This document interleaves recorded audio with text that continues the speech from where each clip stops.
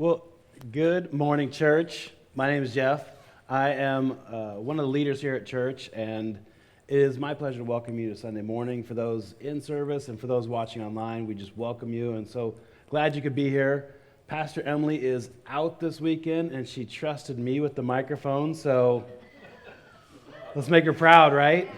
Let's make her proud. I am excited for this message. So, when I was 9 years old, my dad passed away in his sleep. I can still, 40 years later, remember every detail of that night. And it was sudden, it was unexpected. He had type 1 diabetes ever since he was 7 years old. And his health wasn't the greatest as, he got into his late 30s. He was 38 when he passed away. Very young. And it was tragic. I mean, in that moment, my mom became a single parent to myself, my twin brother, and my older brother. So 2 9-year-old boys and a 15-year-old boy. And, when I look back on that time, when I look back on those days, those months, those years, before my mom was remarried, I don't remember ever wanting anything, needing anything, going without anything. I mean, we weren't wealthy by any means, but it was not something where I felt, oh my gosh, we're poor. Because my mom had a full-time job. She was a nurse, and she got government assistance. My dad was on disability, so as a dependent, we got money each month in each of our names. And, at 9 years old, I didn't think about it. The money came in my name. It just went to the expenses. It didn't bother me at all. But my older brother, once he learned about it, once he learned about the money and it was in his name, he wanted it. We practiced with this microphone before you got here. I danced around the stage, and now.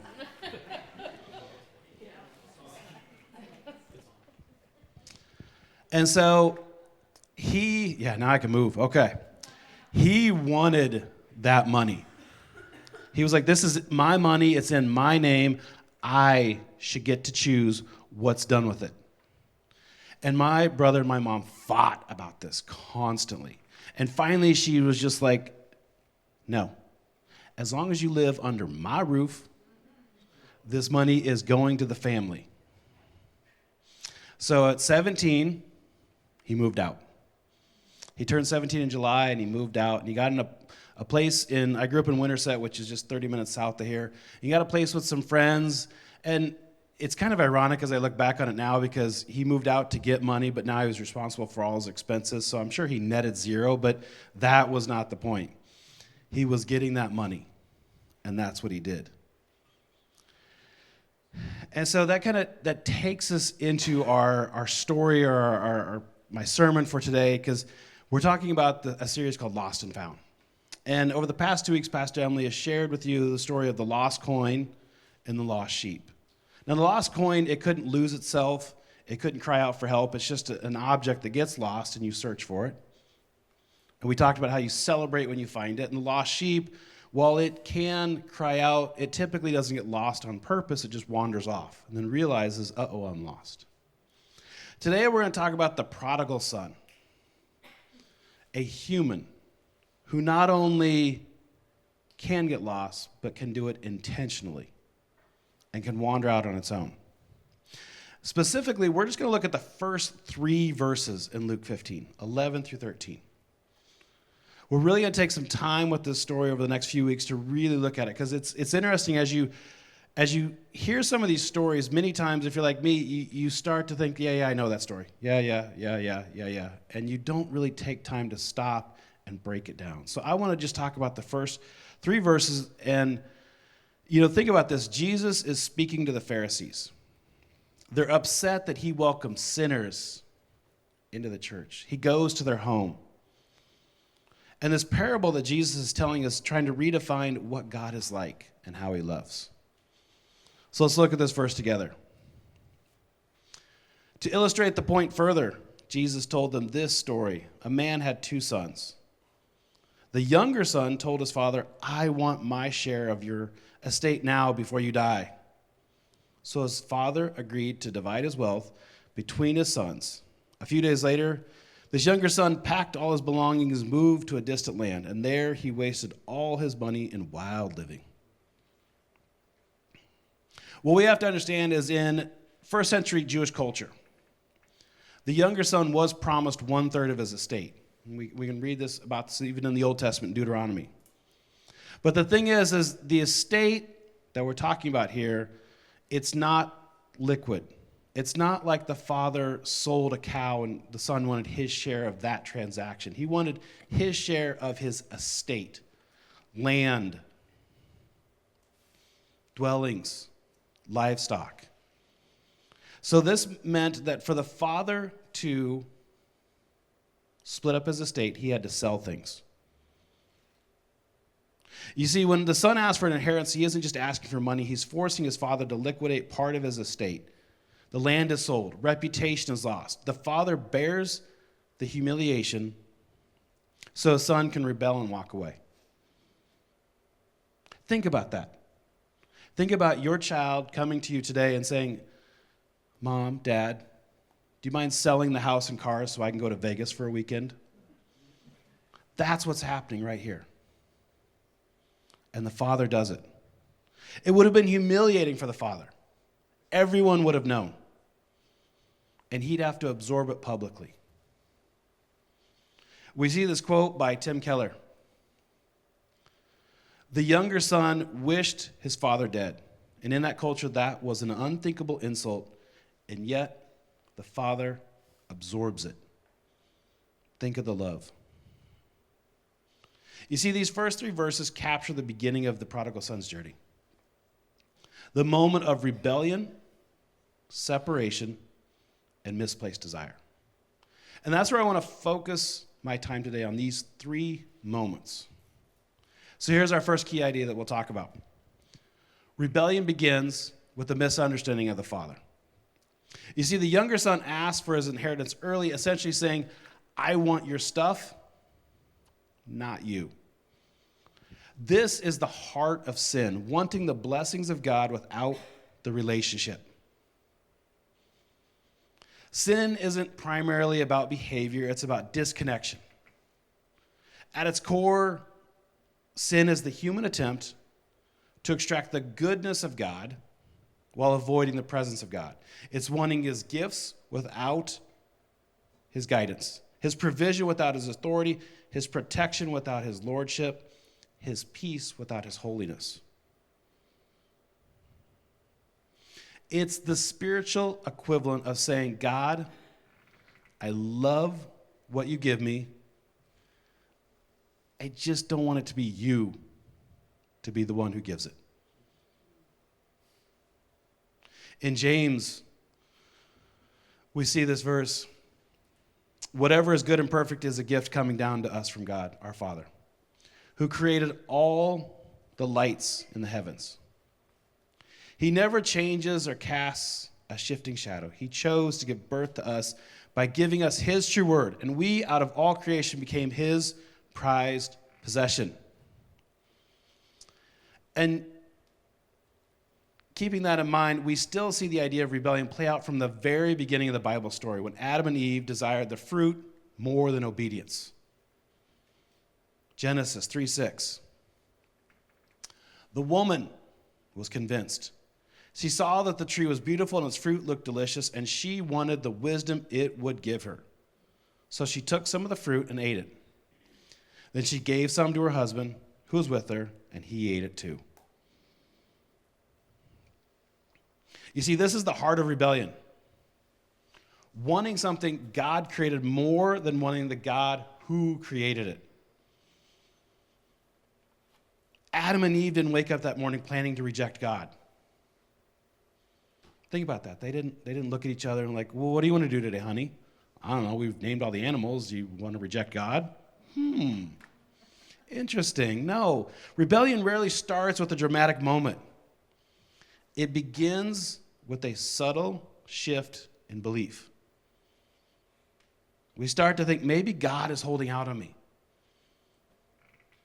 This reveals a distorted view of God. When someone wants the blessings but not the relationship, it shows they see God as a resource and not a father.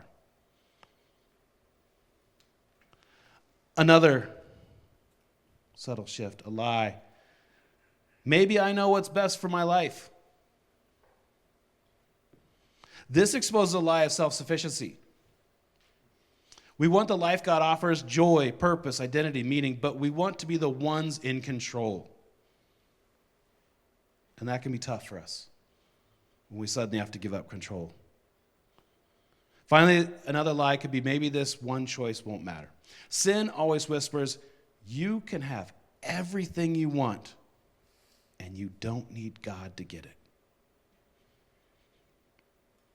You see, these are the three lies that fuel rebellion. They convince us we're safer, smarter, and stronger without God. You see, with Adam and Eve, before they ever reached for the fruit with their hands, they'd already reached for independence in their hearts. The serpent didn't force them. The serpent didn't hand them the fruit. All the serpent did was planted a belief that reshaped their behavior. And that behavior reshaped who they became in that moment. People hiding from God instead of walking with him. The pattern's the same today. Rebellion starts when we believe a lie about God, about ourselves, or about what will make us happy. You know, if we put those lies back up and look at them again,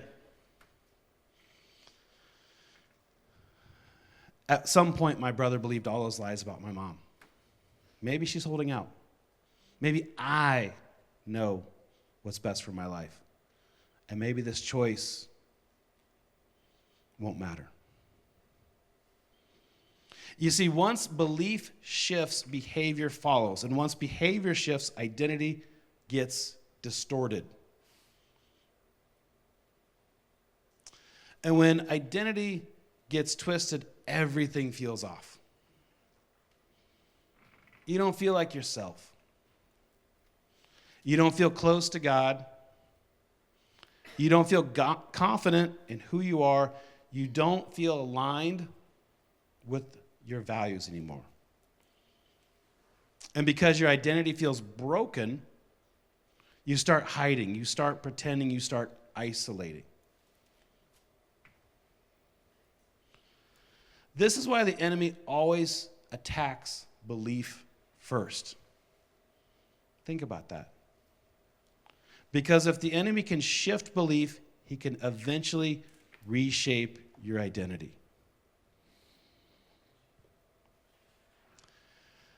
As we go through this message, as we start to talk about this, think about where you're at. Think about the issues you've come to terms with, and you have to stop and say, okay, who am I? Yes. But we have to go back even farther and say, what have I started to believe about myself? That happened long ago, that set the seeds that have flourished into the person you are today. But here's the beauty of the gospel. The same God they ran from is the God who came looking for them. Emily talked about this last week. God cried out, "Where are you?" Even in rebellion, God moves towards his people with grace, and that's what makes his grace so stunning. Because the very rebellion that should push him away is actually the place where he moves towards us. How many of you have been shunned by somebody and thought, I want more of that? I'm going after that. But now some of us probably have made some bad choices with young relationships and chased after someone we shouldn't have. But really, think about your life now and how easy it is to say, I'm done with you. You don't want me, I don't want you. But that's not God's love. That's not how God feels about you. This is why sin is so devastating. Sin isn't just breaking the rules, it's breaking relationships. You see, my older brother and my mom had a stress relationship. And again, it starts from the beginning. When he was a year or two old, his dad divorced my mom. Left the picture completely. So she had been a single parent from the beginning with him, and it was just the two of them. Until she met my dad. They got married, and he loved Chris. Adopted him, and together they were a family, mom, dad, son. And then when Chris was 6, enter the picture 2 beautiful baby brothers. Twin boys, one of them was perfect. Yes. You think one baby can steal the spotlight? 2 babies, we stole the spotlight, the stage, the theater, the parking lot.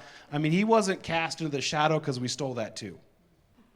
Everything was about us. Unfortunately, even my dad's love was about us.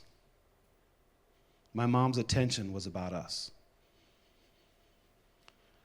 Chris felt his relationship with my mom and my dad fracture because he perceived there was now competition for love and attention.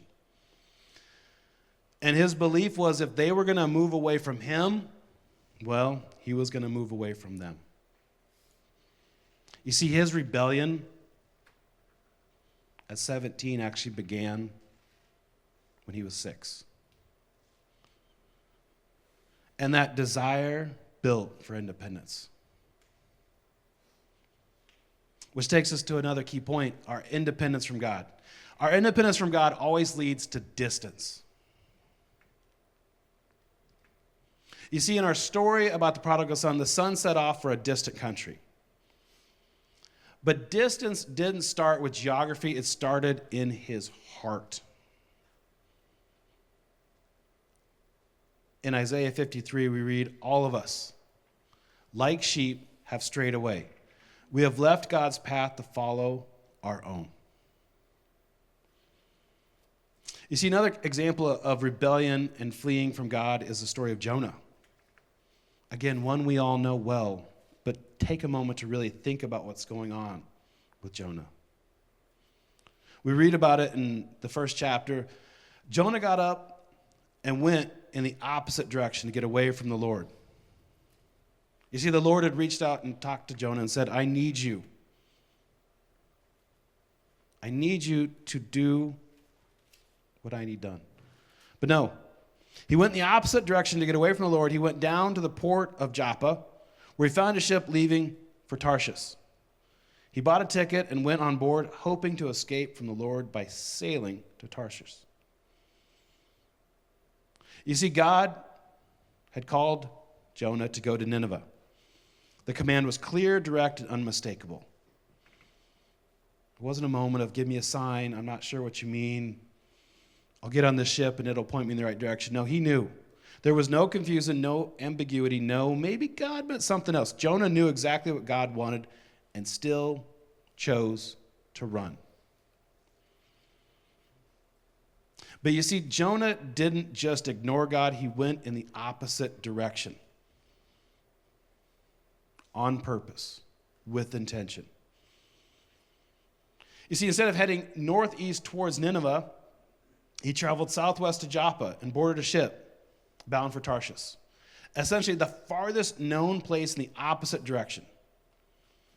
You see, in ancient geography, Tarshish was the edge of the map. Jonah wasn't just avoiding obedience, he was trying to escape God's presence, God's plan, God's authority.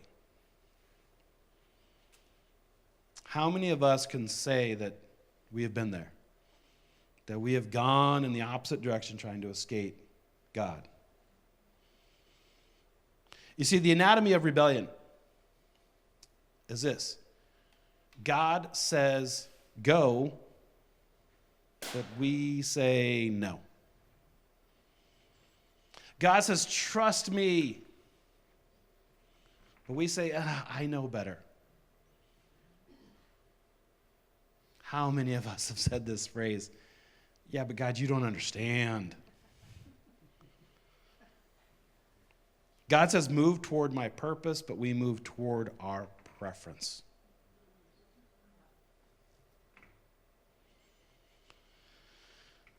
Jonah's rebellion wasn't rooted in ignorance. He knew what God wanted. He knew where he was supposed to go. Jonah's rebellion was rooted in resistance. You see, he didn't want God's plan because he didn't want God's mercy to reach the people he didn't think deserved it. God had reached out to Jonah and said, I need you to go to Nineveh. I need you to bless these people. And Jonah was like, no, they don't deserve it. I know better. God, take some time to think about this. But here's the deeper truth. Running from God always takes us farther than we plan to go and costs more than we plan to pay. Jonah paid his fare for the ship, but the real price was spiritual. He suffered distance from God, turmoil in his soul, a storm he couldn't control, fear, guilt, isolation. And yet, even as Jonah ran, we know how the story goes. God pursued him, not to punish him, but to restore him. The storm wasn't God's anger, it was God's intervention. Take a moment and let that sit with you. The storm was not the anger, it was the intervention. How many of us have faced hard times and thought, why, God, are you punishing me? No. I need you to stop and redirect. The fish, the whale, it wasn't judgment. He didn't end up in the belly of the fish for judgment, it was rescue. You are in this place right now because I need you to heal. I need you to get right with God. Take some time. How many of us in that moment of despair have joined in the pity party that just, it comes on and it's easy to fuel, but how many of us have stopped and said, God, what do I need to learn in this moment? Okay, I'm here. You win. What needs to happen? Jonah's rebellion didn't stop God's mission, and it didn't stop God's mercy. It reminds us that you can run from God's command, but you can't outrun his compassion. We may try, but we can't.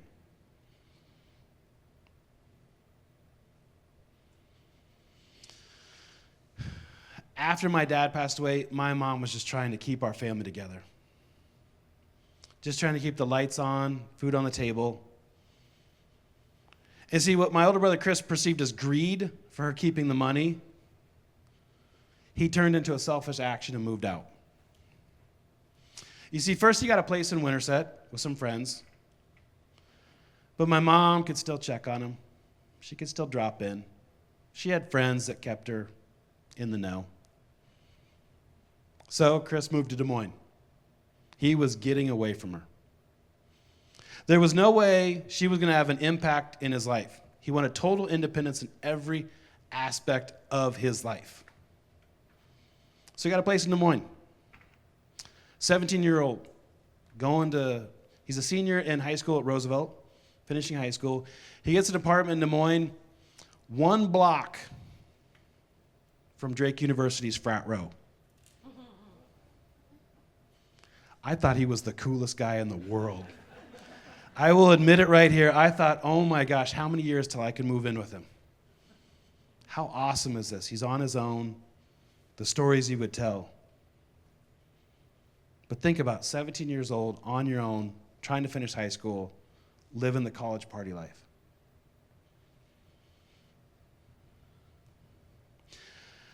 Keep that in mind as we revisit the last part of the verse. A few days later, the younger son packed all his belongings, moved to a distant land, and there he wasted all his money in wild living.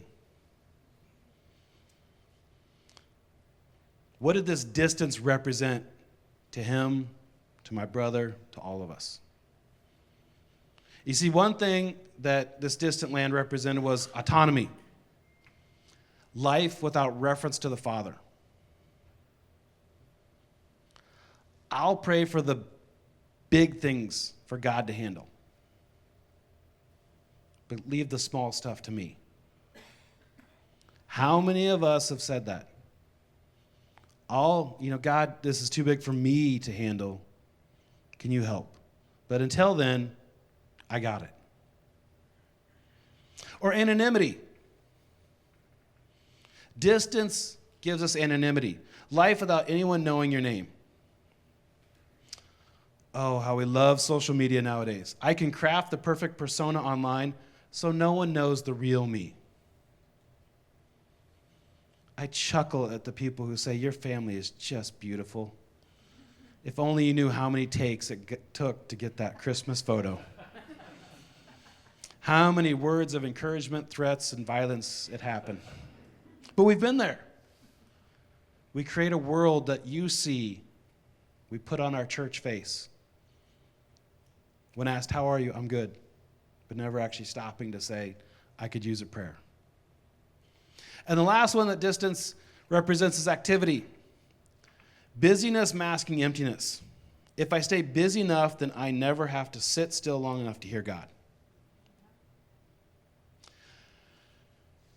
I will come clean. When I was preparing for this message and I got to this part and I read this and I started to think about it, it hit hard. It hit me really hard because I am one who's always involved in everything. In fact, people will be like, oh, Jeff, you're in everything. That's amazing. How do you have the time? How do you do this? Why do you choose to do this? And I had to stop and be like, why am I doing this to myself? And I had to come to terms with my own issues with my mom. Her illness. She has Alzheimer's. She's in a nursing home. I've had to become the caretaker. I've had to deal with that, and I find myself becoming distant. I find myself reading text messages from my brother, when's the last time you visited mom? I don't want to go. You see, when we hear this story in the Bible, we can think it doesn't apply to us. Well, I've never forced my family to sell everything and move to a distant land. I've never blown everything on a crazy weekend, so yeah, I get the story, prodigal son, yeah. The reason we want to break this down is because we want you to stop. Think about this. Questions to consider that bring this closer to home. Where in my life am I making decisions without inviting God into the conversation? So many times we'll hear people say, yeah, I prayed about this and I made a decision. I hope so. I truly hope so. That God was in that moment. Maybe we can ask ourselves, who actually knows the real me? And where am I hiding behind a version of myself that feels safer? Have I really let my guard down and let people get to know me? Because what if they use it against me? What if they pass judgment? What if they don't like me? Third question, what would slowing down long enough to hear God's voice actually require of me? Maybe you do need to stop, give up something, spend more time.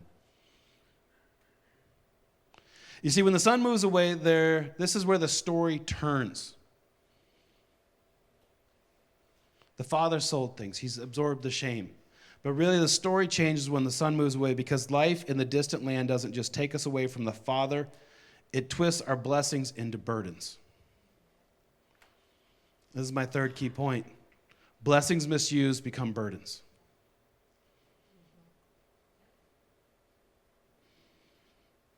The son squandered his wealth in wild living. The issue wasn't the inheritance, it was the heart handling it. Proverbs 21:20 tells us, the wise have wealth and luxury, but fools spend whatever they get. And we have multiple examples in the Bible about this. A story about when God gives blessing and people misuse it. The blessing can turn into a burden, not because God is cruel, but because rebellion distorts what was meant for good. Solomon. He was granted wisdom, wealth, and influence. The blessing is that God gave Solomon unmatched wisdom, wealth, and influence far beyond any king of his time. The misuse, though, is Solomon used his wealth to accumulate excess, his influence to form ungodly alliances, and his wisdom to justify compromise. If you know the story, you know that his heart drifted from God and his kingdom fractured, and his legacy was marked by division rather than devotion. Samson, we know the story of his strength. He was set apart from birth and empowered with supernatural strength to deliver Israel. But the misuse, he treated his calling casually, indulged in impulsive relationships, and used his strength for personal gratification. What happened? His strength became the very thing that led him into danger, captivity and humiliation. And the third example is Israel's freedom from Egypt. We know they were enslaved, and God rescued Israel from slavery with miracles, provision, and a promise of a new land. But despite all that, like petulant children, they complained, doubted, rebelled, longed to return to Egypt whenever things got difficult. Their freedom became a wilderness, wandering. A journey meant to take weeks, but took 40 years. How many of us have seen that in our own lives? We refer to it in the Bible, but how many of you have seen someone in your life blessed with everything, and they are a jerk? Because they've been given everything, and it becomes a burden. But some of the nicest people you know that would give you the shirt off their back, the only thing they have is that shirt. If we're not careful, what God gives to build us up can destroy us if we use it apart from Him. You see, the Father never hands out blessings meant to be lived at a distance. Here's some key truths. Strength without surrender becomes pride. Freedom without guidance becomes wandering. And resources without wisdom become waste. Even the good gifts, talent, opportunity, influence, desire, they can start working against us when we disconnect. When we disconnect them from the one who gave them. Blessings aren't self-sustaining, they're God-sustained. And when we pull them out of His hands and try to manage them on our own, they stop lifting us up and they crush us. My older brother was stubborn. He was determined to show his independence. And like any young brother, my older brother was my hero. I loved him. I have such great memories, so many wild stories that I've shared in communion that Jordan wished I hadn't. But it is that relationship. He was an inspiration. Yeah, he moved out at 17. He successfully graduated high school on his own. He successfully graduated college on his own. He joined the military. He started a family. I have a beautiful nephew and niece. They look just like him. And it's sometimes devastating how much they look like him because they remind me of him in look and appearance and mannerisms. You see, the reason it's so tough to see them nowadays is because my brother also had struggles. His struggles made it even harder because he was so independent. He hated asking for help. He would never think to come to my mom and ask for anything. That struggle, that streak, those hardships, unfortunately, in 2015, he took his own life and left behind a family broken. It was devastating, sudden and unexpected. My heart breaks for my niece and nephew because they suddenly became me without a dad. And my brother and my mom never reconciled. Part of, I think, what caused my mom to fail so quickly is her struggle with my brother, because she had so many questions, so many what-if moments. And the thing is, today as a parent myself, with 3 kids, I have an 18-year-old that's about to go off to college. We are releasing one from the nest. And there have been many moments where I've wondered, have I done enough to prepare him for this world? And, I can look back and question why my mom even let Chris move out. Because I'm not letting my son move out and just live a wild life.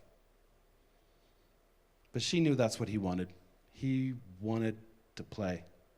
And he wanted that money to fuel that lifestyle. Could she have done more? Should she have let him go knowing those risks? Think about it. Could you do the same? When we take a closer look at the story in Luke about the prodigal son, what does it tell us about a parent's love and ultimately God's love for us? Think about the father who let his son go. You see, love that controls isn't love. It's captivity. The father in this story isn't careless. He's compassionate. He knows that forced obedience isn't real obedience, and proximity without relationship isn't the same as being home. You see, sometimes the most loving thing God does, he lets us walk the road we insist on taking.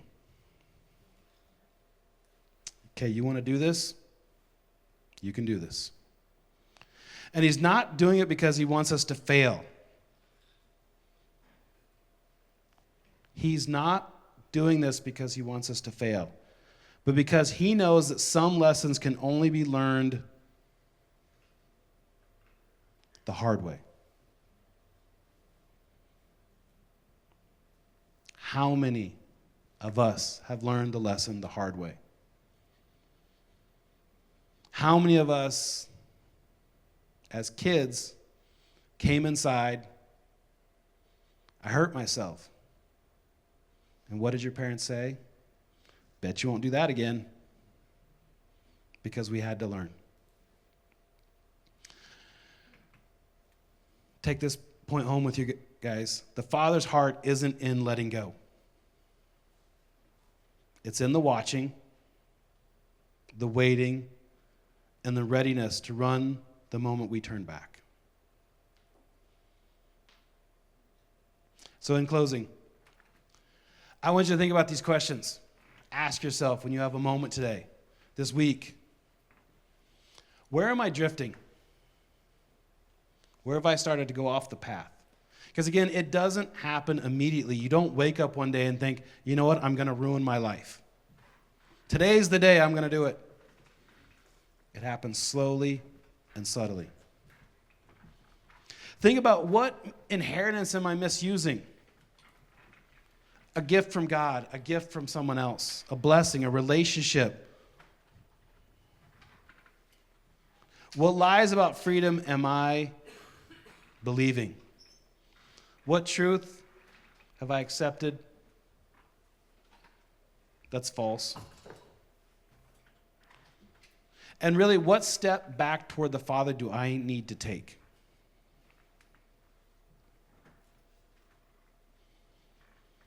Here's the truth. My brother never came home in the way my mom prayed he would. Their story didn't get the ending she longed for, and I wish our family could have had a Luke 15 moment. I wanted that reunion, that celebration. I wish I could stand up here and tell you it turned out just like the prodigal son. It didn't. But as I've grown, I've realized something important. The point of this story isn't that every earthly story gets a perfect ending. It's that God's love is perfect even when ours isn't. My brother may not have come back to my mom, but I can truly tell you I have watched God chase after my brother.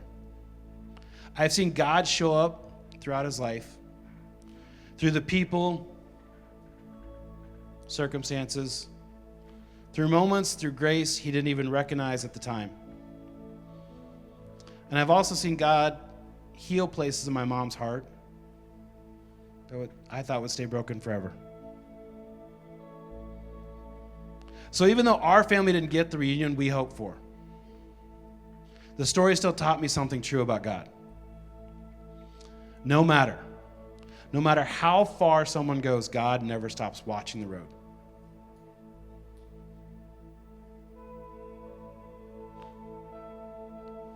No matter how far someone goes, he never stops helping. Remember this, and no matter how far any of us go away from the Father, he never stops loving. There's always a moment to turn back, and he'll be waiting. And that's the promise of Luke 15. The Father didn't know when his Son would return. He didn't have GPS. He didn't have a kid tracker. He didn't have Facebook. He couldn't watch his life. He didn't even know if he would return. But the Father stayed ready. He stayed open. He stayed loving. And that's who God is. That's who God is for every lost son and daughter today. That's you. Even when our human stories don't tie up with a cute little bow, God's story is still moving. His love is still pursuing. His arms are still open, and he's still running toward anyone who takes even one step back toward him. You've got people in your life, you wonder, will they ever find God? Encourage them. One step's all it takes back towards the Father, and he'll intervene. Have you wondered, am I too far from God? No. No, that relationship, it's been stretched, but it isn't broken like we think of our earthly relationships. You see, our personal stories don't always end the way we pray they will. Some chapters stay unresolved, some relationships don't get restored, but the good news is this. Our story is not the whole story. God is still writing his story. And his story is one of redemption, restoration, and relentless love.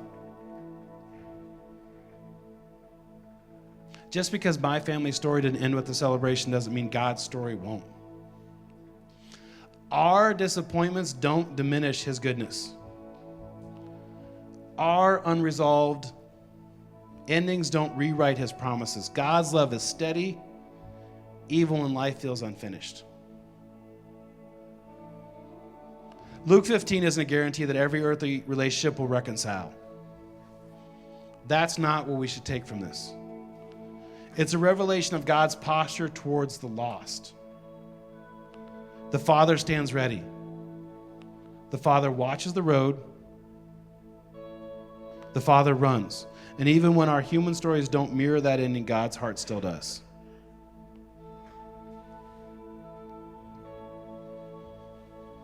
So I take you back to those questions. Where in my life am I making decisions without inviting God into the conversations? Where's the drift? Who actually knows the real me? Where am I hiding behind a version of myself that feels safer? Are you trying to be anonymous? even from the ones you love? What would slowing down long enough to hear God's voice actually require of me? It's one of the reasons we do 21 days of prayer and fasting. Slow down. It can be tough. It can be tough.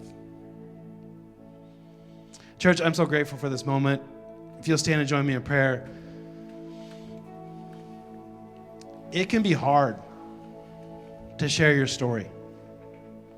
This was not an easy message for me to prepare.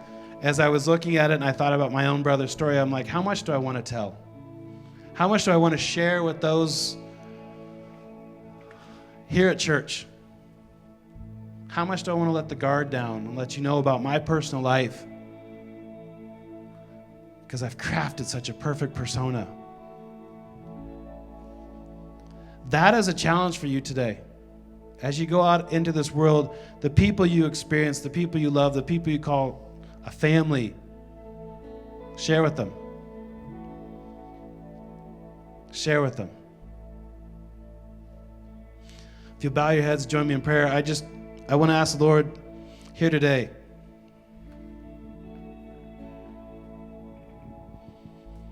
to be with those folks that are drifting.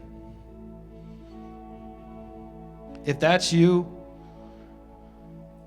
you can raise your hand, or you can just say it under your breath.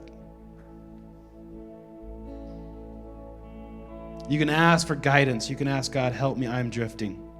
Help me get back on your path. Maybe you've even lost sight of the road.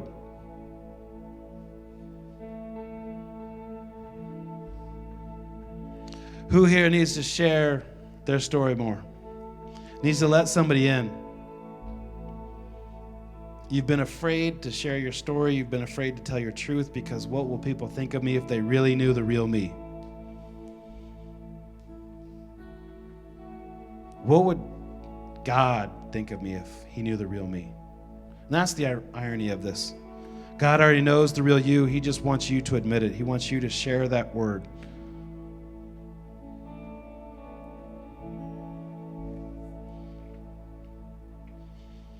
And last, how many of us need to slow down? This is one I can raise my hand to. God, help me slow down. Help me enjoy those moments where there's nothing to do, nothing to read, nothing to look at. I've already checked my phone 20 times and I don't need to check it again. I need to just stop in this moment and listen.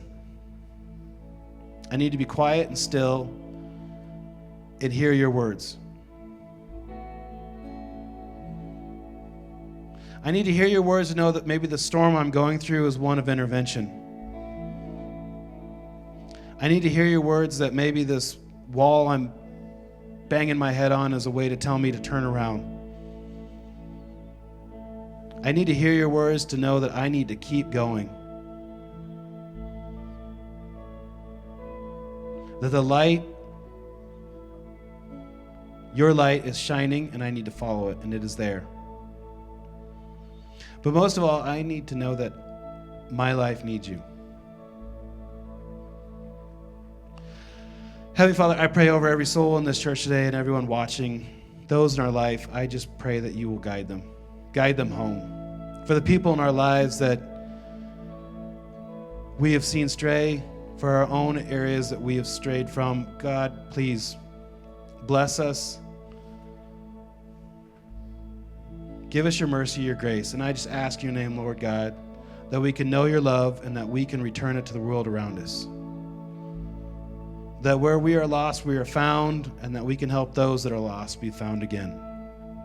Build us up so we can build up the world around us and be a part of your kingdom.